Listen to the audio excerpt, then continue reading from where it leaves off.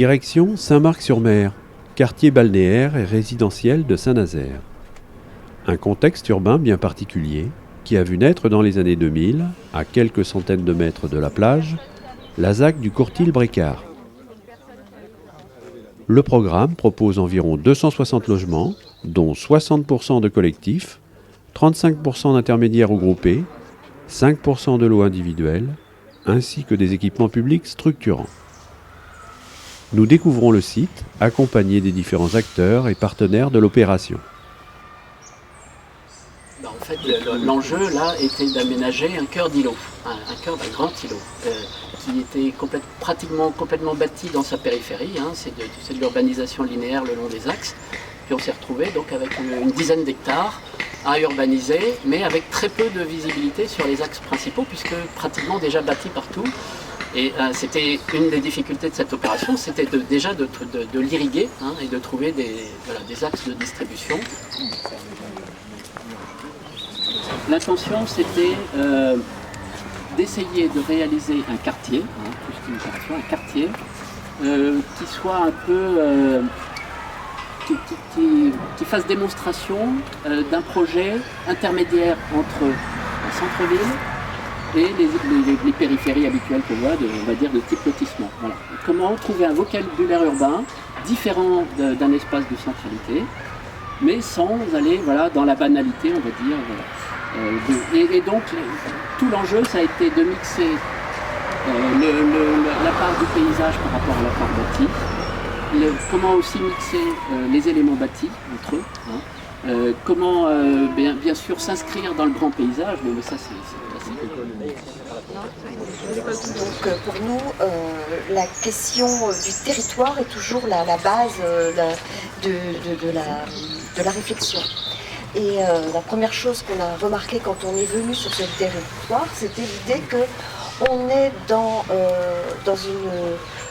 on est à l'arrière de lotissements, de maisons non mitoyennes, isolées, et dans un paysage dans un territoire où le paysage est très important.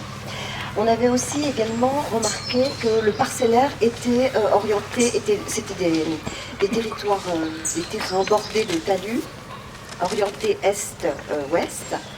Et donc tout de suite l'idée c'est comment on peut faire la question posée, c'était comment on peut faire de la densité urbaine, parce que c'était une des intentions, comme vous l'a expliqué Loïc, du projet urbain, comment on peut faire de la densité sans mitoyenneté, parce que très vite on s'est dit on ne peut pas faire à cet endroit de mitoyenneté, il faut essayer de rendre le projet plus paysager qu'urbain.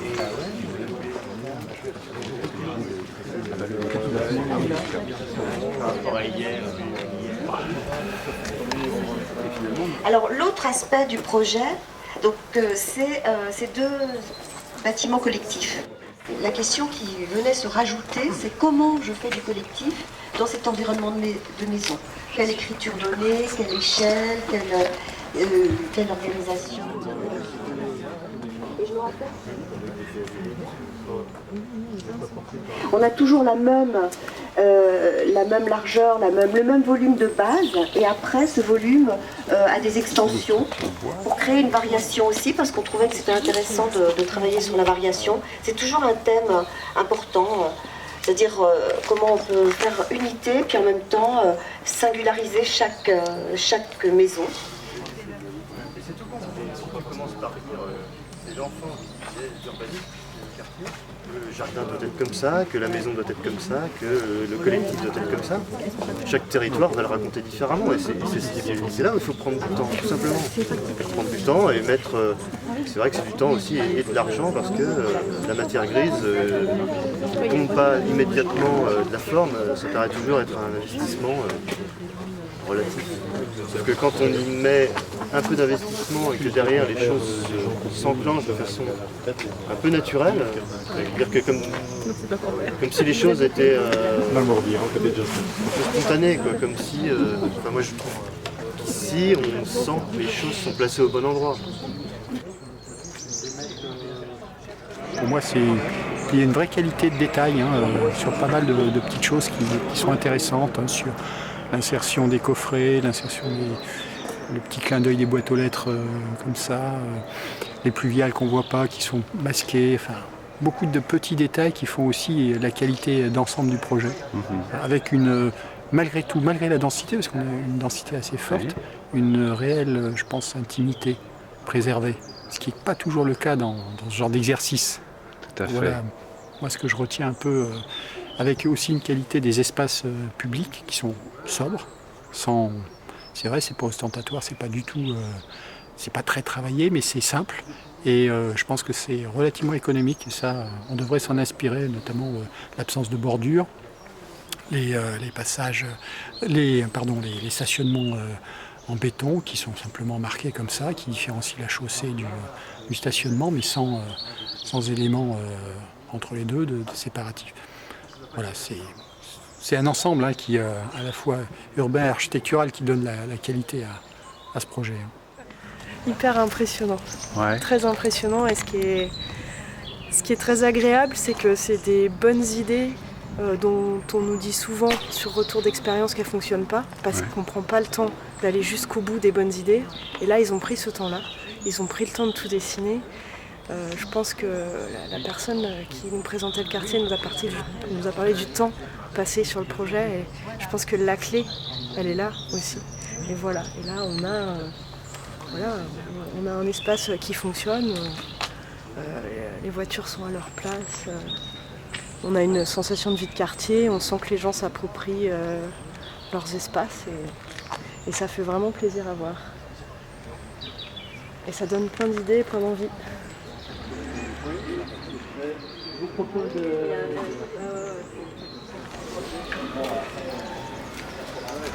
Donc le positionnement même de l'école a été, on va dire, nous a permis d'engendrer une stratégie aussi vis-à-vis de l'habitat. L'école a plutôt les faveurs en général du public, notamment du public riverain, parce que ce secteur-là, vous voyez, tout Courtil-Brécart est environné de maisons, donc avec une frilosité, on va dire, au départ des riverains. Et l'école nous semblait être un peu le point de repère régulateur et l'inscription d'un domaine public. Aujourd'hui, notre argumentaire principal lorsqu'on échange avec les promoteurs ou les particuliers pour dire c'est depuis votre logement jusqu'à l'école qu'on doit pouvoir laisser les gamins déambuler sur notamment des cheminements piétons continus. Et c'est donc pas la voiture qui va fabriquer le plan d'urbanisme, c'est le cheminement piéton. Et donc la position centrale de l'école permettait de fabriquer quelque chose qui soit assez régulateur à l'échelle de la ZAC. Aujourd'hui, on est assez fiers de ce secteur, des débuts de Saint-Nazaire aussi. Je pense que c'est assez représentatif de un petit peu le souhait des élus de faire vraiment des zones d'habitat bien intégrées, très contextuelles, et puis en protégeant en fait vraiment le patrimoine végétal. L'enjeu pour les élus de Saint-Nazaire, c'était l'ancienne équipe, c'était de pouvoir implanter des opérations de logements sociaux, mais bien intégrées aussi dans un programme avec du lot libre, de la maison individuelle groupée, du petit collectif en accession.